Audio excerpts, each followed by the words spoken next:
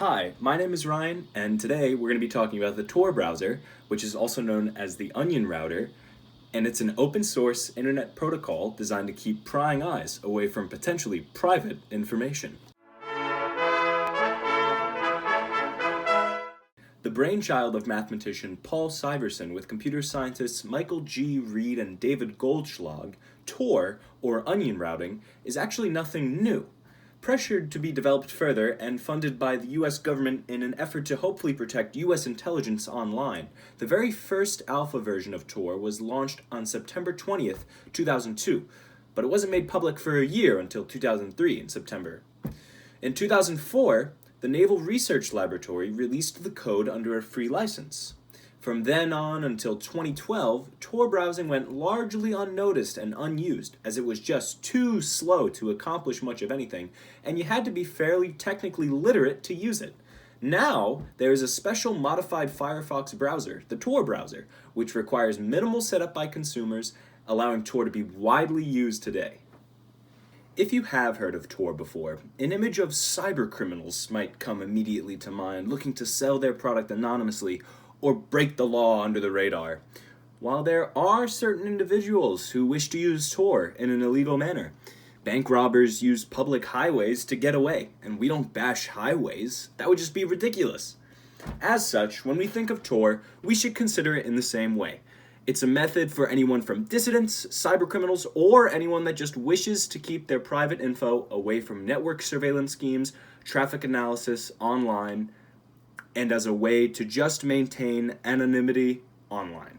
Tor is a modified Firefox browser that essentially works by taking your internet traffic and encasing it in multiple layers of encryption that are one by one peeled away by a network of nodes until the destination is reached, thus the name Onion, layers of an onion. Today, the Tor network consists of several thousand relays worldwide that direct any particular user. I'll show you. Let's say Alice here needs to purchase a new fitted sheet, but she doesn't want any of her information spied on. Great! That's exactly what the Tor browser was designed for.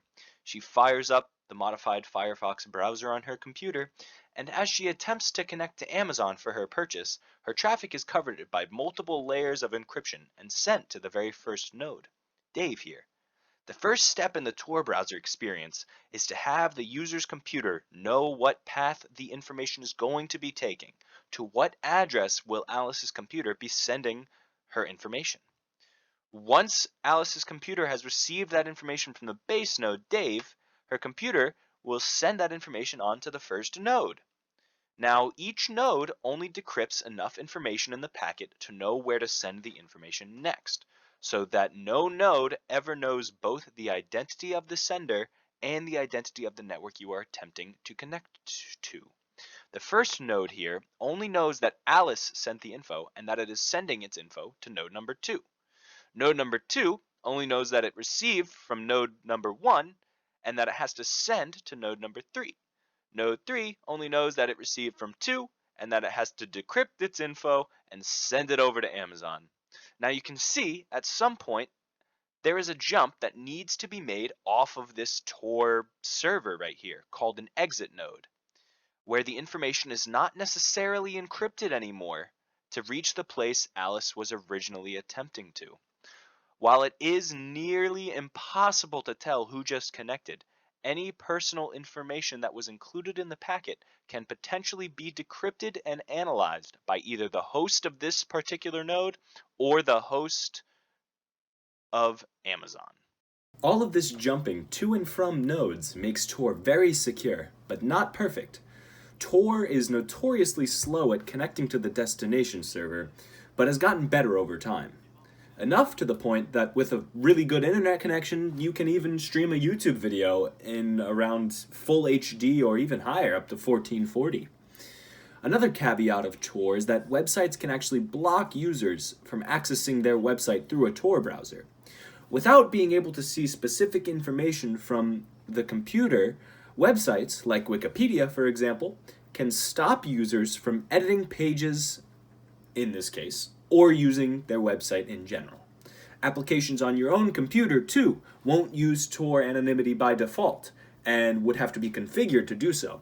Fortunately, there are some automatic variants that can do this for you, such as Tallow, but it is still something that you have to acknowledge.